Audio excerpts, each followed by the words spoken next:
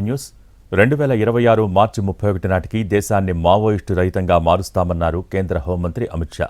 నక్సలైట్లు ఆయుధాలు వీడి లొంగిపోవాలని కేంద్ర హోంమంత్రి అమిత్ షా విజ్ఞప్తి చేశారు. ఛత్తీస్గఢ్లోని జగదల్పూర్లో జరిగిన బస్తర్ ఒలింపిక్స్ ముగింపు వేడుకల్లో ఆయన పాల్గొన్నారు. లొంగిపోవాలి అనుకునే నక్సలైట్లను తాము స్వాగతిస్తున్నామని చెప్పారు. ఆయుధాలు వీడి జనజీవన స్రవంతిలో చేరాలని పిలుపునిచ్చారు. ఈ విజ్ఞప్తిని తిరస్కరిస్తే కఠిన చర్యలు తప్పబోవన్నారు అమిత్ షా.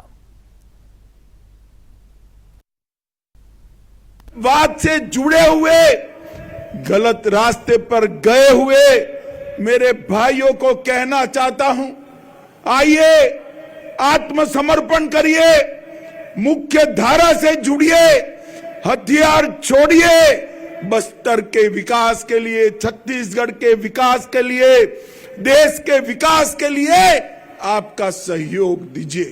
31 मार्च